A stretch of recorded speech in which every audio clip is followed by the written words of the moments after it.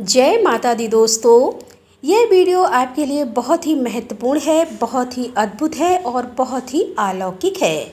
आज के इस वीडियो में हम जानेंगे कि नवरात्र का विसर्जन कैसे करें, नवरात्र का विसर्जन कब करें, कलश का हमें क्या करना चाहिए, कलश के स्थापित ऊपर जो नारियल है उसका हमें क्या करना चाहिए, कलश के ऊपर जो अनाज रखा हुआ है, कटोरी में चावल गेहूँ जो भी है उसको क्या करना चाहिए, कलश के अंदर जो जल है, पंचरत्न है, सुपारी है, हल्दी है, सिक्का है, इसका क्या करना चाहिए, अखंड ज्योति का क्या करना चाहिए, ऊपर नारियल का क्या करना चाहिए, विसर्जन कैसे करना चाहिए, किस विधि से करना चाहिए, संपूर्ण जानकारी आपको इसी वीडियो में बताऊंगी।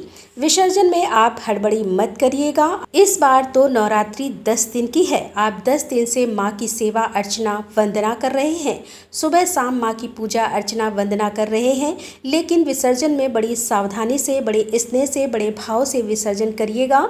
तनिक भी क्षणिक भी गलती मत करिएगा। बहुत जल्दबाजी में हड़बड़ी मत कर दीजिएगा। यह विदाई की बेला है। जैसे हमारे घर में बहन बेटियां विदाई होती है, किसी विशेष अतिथि की विदाई होती है तो कष्ट होता है, ऐसे ही जब माँ की विदाई करेंगे, कलश का विसर्जन करेंगे तो आपको उतना कष्ट होना चाहिए, उतना दुख आपको होना चाहिए।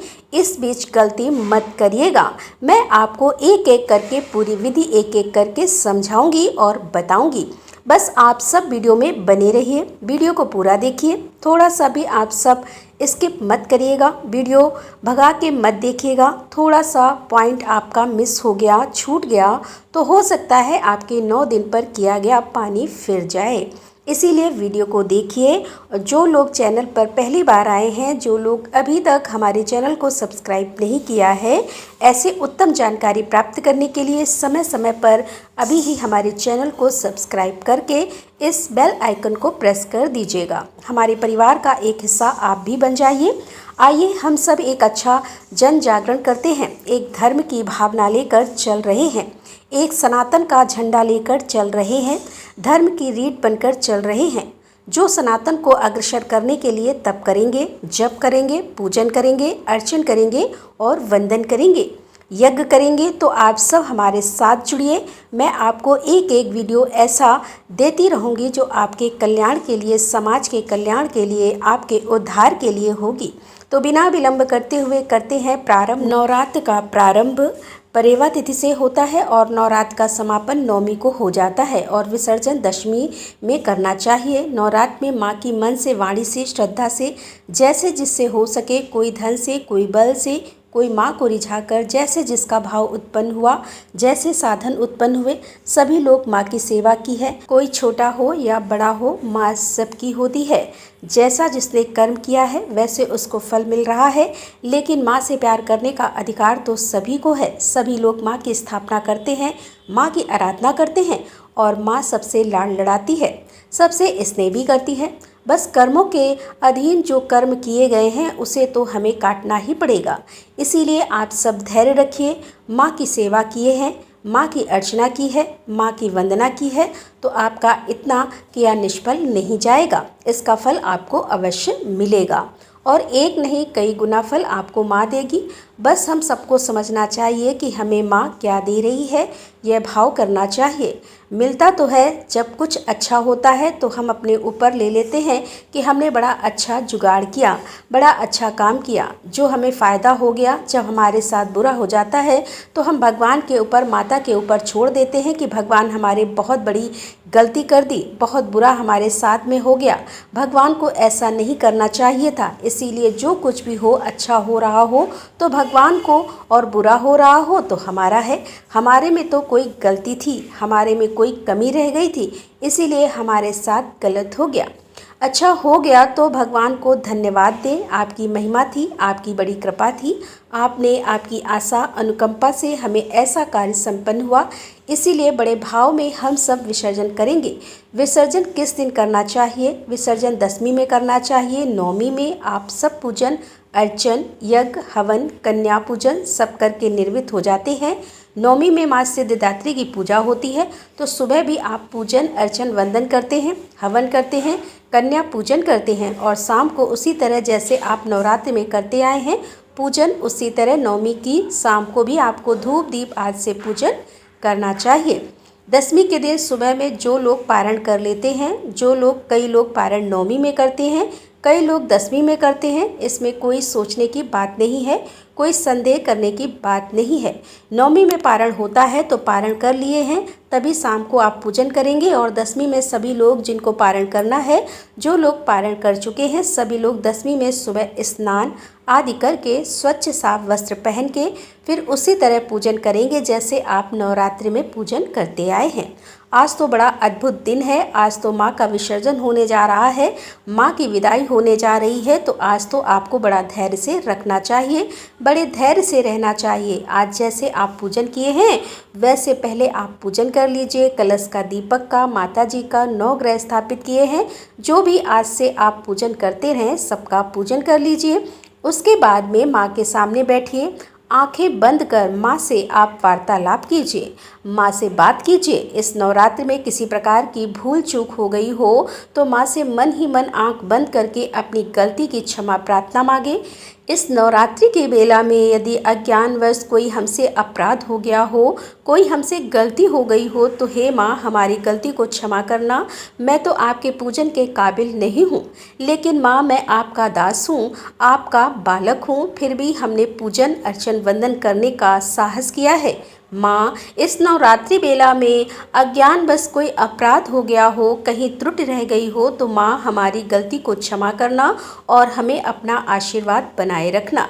हे माँ मैं आपका विसर्जन क्या करूं, आप तो हमारे मन के मंदिर में विराजित हैं, लेकिन माँ लौकिक दृष्टि से स्थूल रूप से आप अपने स्थान को गमन करिएगा, और जैसे आपने ऐसी कृपा की है माँ ऐसे सदैव अपनी कृपा बनाए रखिएगा।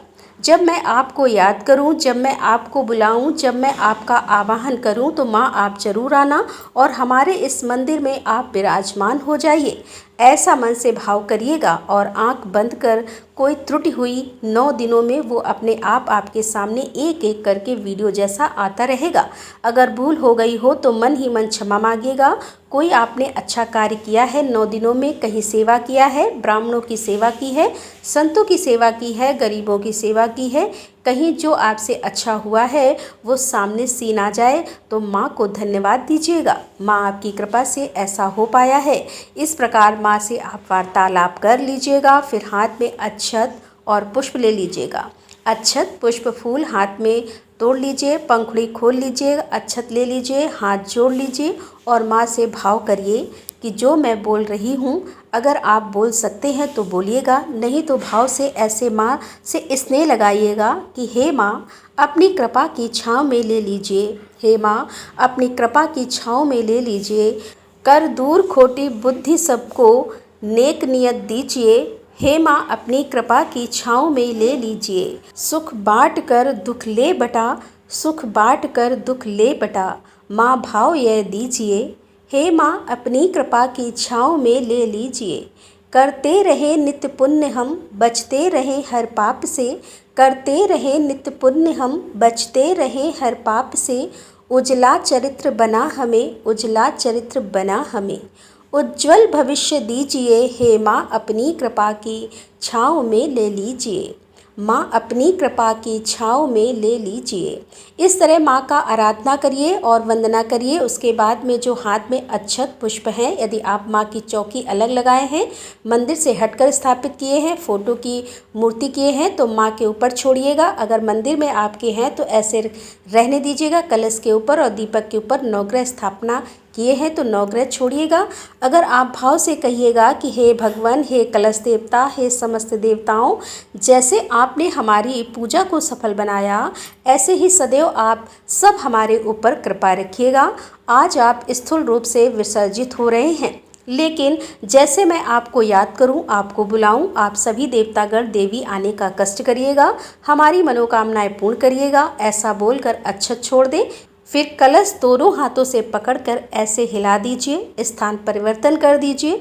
फिर कलश को साथ सम्मान ऐसे उठाकर किसी पात्र में, किसी बर्तन में, किसी कपड़े के ऊपर रख दीजिए।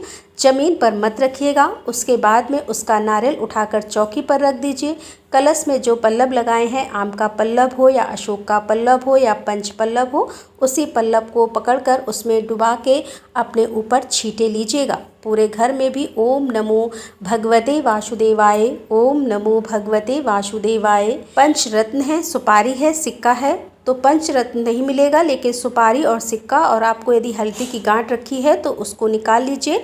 बाकी सभी जल को जो है किसी गमले में, किसी पेड़ में आप चढ़ा दीजिए या आप साफ जगह पर आप गिरा दीजिए। गंदी जगह ना हो, कलश को आप विसर्जन कर दीजिए। किसी नदी में, नदी ना हो तो मिट्टी खोदकर जो फूल पत्ती सब इकट्ठा हुआ है उसी को मिट्टी खोदकर दबा सकते हैं या किसी जल में विसर्जित कर सकते हैं। यह कलश को आप चाहें तो अपने घर में रख लीजिएगा, पूजन के काम में नहीं आएगा। पंछियों को पानी पीने के लिए या कोई गमला पौधा आप लगा सकते हैं। इस प्रकार से जो है कलश को आप रख लीजिए। जो चावल रखा हुआ है, गेहूं रखा हुआ है, जौ रखी हुई है कलश के ऊपर, उसको जो है वो चिड़ियों या पंछियों को, जल जीव प्राणी को दे दीजिए खाने के लिए। जो कलश के ऊपर का नारियल है यह भूल कर भी आप तोड़ना मत। कलश के ऊपर का नारियल मत तोड़ना। इसको आप लाल कपड़े में बांधकर अपने गेट के ऊपर, चौखट के ऊपर इसको आप टांग सकते हैं।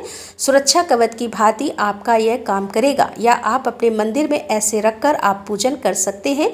जब अगली नवरात्रि आएगी तो इसका विसर्जन कर दीजिएगा, जल में या मिट्टी में दबा दीजिएगा और दूसरा फिर स्थापित कर लीजिएगा। घर में सूतक पड़ जाए तभी आप विसर्जन कर दीजिएगा, चाहे नदी में या मिट्टी खोदकर, अर्थात आपको इस नारियल को तोड़ना नहीं है।